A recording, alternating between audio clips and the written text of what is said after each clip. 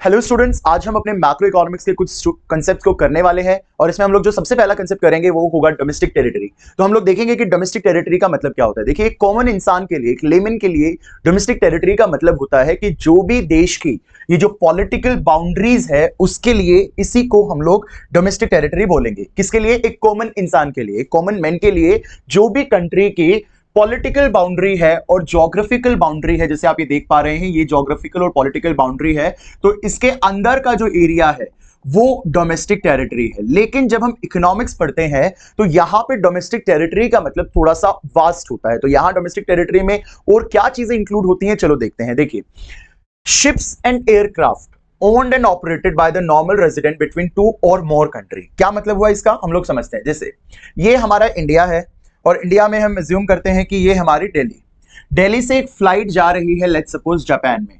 ठीक है, दिल्ली से एक फ्लाइट जा रही है जापान में, और जब वो फ्लाइट जापान में जा रही है तो बीच में चाइना के ऊपर से होके जा रही है। ठीक है, चाइना का जो एरिया है उसके ऊपर से होके जा रही है, और ये जो फ्लाइट है वो लेट्स सपोज कि एयर इंडिया की फ्लाइट है। ठीक है, अब देखिए, ये जो फ्लाइट है एयर इंडिया की फ्लाइट है, इसकी जो ओनरशिप है वो इंडिया की है, इसके जो चला रहा है वो भी इंडियन है। लेकिन ये जो फ्लाइट है वो अभी इंडिया के जो ज्योग्राफिकल बाउंड्रीज है उसके अंदर नहीं है, इंडिया की ज्योग्राफिकल बाउंड्रीज से बाहर है। तो क्या ये इंडिया की डोमेस्टिक टेरिटरी नहीं हुई? तो बिल्कुल ये इंडिया की डोमेस्टिक टेरिटरी का ही पार्ट होगी। तो हम देख रहे हैं यहां पे पहली चीज क्या है, ships and aircraft owned and operated by the normal residents between two or more country। ऐसे ही मान लो कोई रशिया की फ्लाइट है, वो रशिया की फ्लाइट सऊदी जा रही है, और अगर वो इंडिया के ऊपर से जा रही है तो क्या वो इंडिया का डोमेस्टिक टेरिटरी हुआ? नो, वो किसकी डोमेस्टिक टेरिटरी होगी? रशिया की डोमेस्टिक टेरिटरी का पार्ट होगी। ठीक है, तो यहां पे हमें समझ आ गया कि कोई भी शिप या कोई भी एयरक्राफ्ट जो किसी कंट्री द्वारा ओन की गई है और उस कंट्री के ही रेजिडेंट उसको ऑपरेट कर रहे हैं, तो वो उसी कंट्री की डोमेस्टिक टेरिटरी का पार्ट होगी। नो मैटर कि वो किस कंट्री के ऊपर से जा रही है, इससे कोई मतलब नहीं है। ठीक है, सेकंड देखिए क्या है, fishing vessels and oil rigs operated by the normal residents in international water where it has exclusive right of operation. क्या मतलब हुआ, देखिए ध्यान से। यहां पे लेट्स सपोज मुंबई से कुछ मछुआरे यहां चले गए। ठीक है, यहां पे कुछ मछुआरे चले गए और ये सी है, आपको मालूम है पूरा ओशन है, तो ये पूरा ओशन बाउंड्री है, और कुछ मछुआरे यहां पे चले गए। अब वो हो सकता है फिशिंग करने के लिए चले गए हों।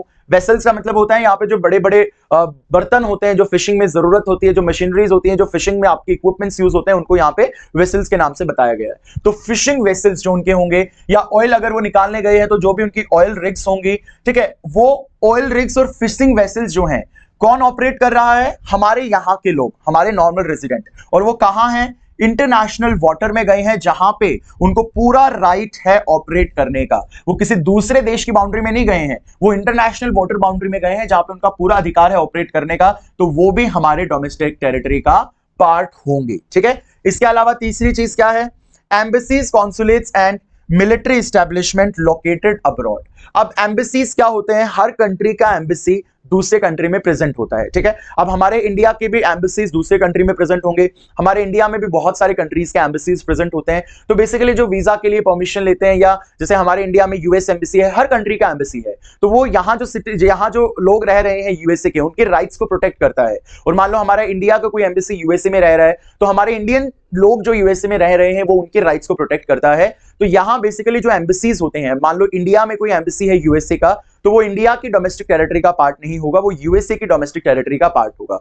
वैसे ही अगर हमारे एम्बेसीज कहीं दूसरी जगह लोकेटेड है, दूसरी कंट्रीज में लोकेटेड है, तो वो वहां की डोमेस्टिक टेरिटरी का पार्ट नहीं होंगे, वो इंडिया की डोमेस्टिक टेरिटरी का पार्ट होंगे। तो देखिए, एम्बेसीज, कॉन्सुलेट्स क्या होती हैं? जो ये बिल्डिंग्स होती हैं जिनको ये एम्बेसी यूज करते हैं, उनको हम लोग बोलते हैं कॉन्सुलेट्स। ठीक है, buildings owned by the used by the embassies.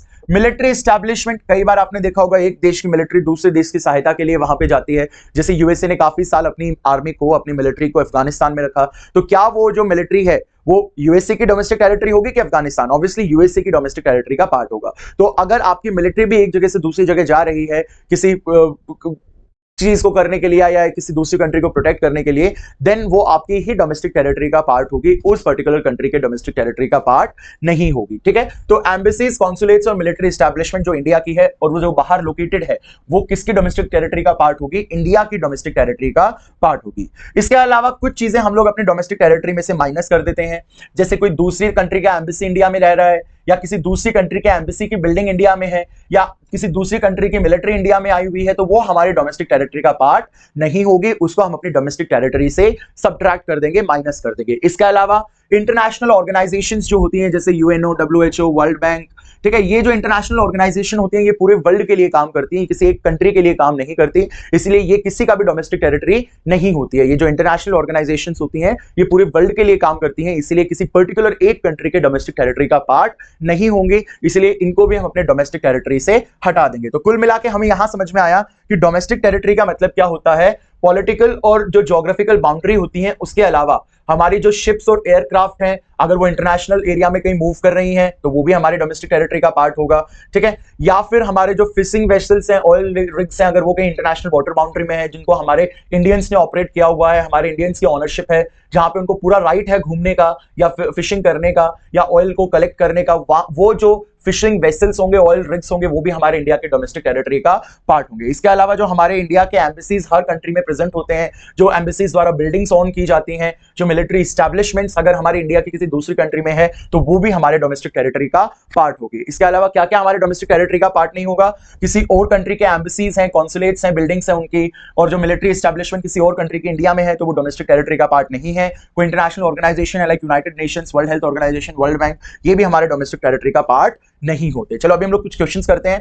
Identify following is the part of domestic territory और नॉट। आपको ये चीज आइडेंटिफाई करनी है कि ये जो चीजें हैं ये डोमेस्टिक टेरिटरी का पार्ट है या नहीं है। तो देखिए सबसे पहली चीज क्या है यहाँ पे, an Indian company in London, तो लोकेशन देखिए वो लंदन में है, तो लंदन में है तो वो किसकी डोमेस्टिक टेरिटरी का पार्ट होगी, इंग्लैंड की डोमेस्टिक टेरिटरी का पार्ट होगी, इंडिया की डोमेस्टिक टेरिटरी का पार्ट नहीं होगी। नो मैटर कि वो एक इंडियन कंपनी है, जहां वो काम कर रही है वहां की डोमेस्टिक टेरिटरी का पार्ट होगी। माइक्रोसॉफ्ट ऑफिस इन इंडिया, तो देखिए यहां ये इंडिया में है इसीलिए किसकी डोमेस्टिक टेरिटरी का पार्ट होगा, इंडिया की डोमेस्टिक टेरिटरी का पार्ट होगा, ठीक है। Company in India owned by Japanese, तो कौन ऑन कर रहा है हमें कोई मतलब नहीं है, कहां पे है वो, इंडिया में है, इंडिया में है तो वो किसकी डोमेस्टिक टेरिटरी का पार्ट होगा, इंडिया की डोमेस्टिक टेरिटरी का पार्ट होगा। Branch of state bank of India in China, कहां लोकेटेड है, चाइना में लोकेटेड है तो वो किसकी डोमेस्टिक टेरिटरी का पार्ट होगा, चाइना की डोमेस्टिक टेरिटरी का पार्ट होगा, इंडिया की डोमेस्टिक टेरिटरी का पार्ट नहीं होगा, नो मैटर कि वो एसबीआई है, ठीक है। तो that's all for the domestic territory, बाकी के कंसेप्ट्स भी हम लोग कवर करेंगे।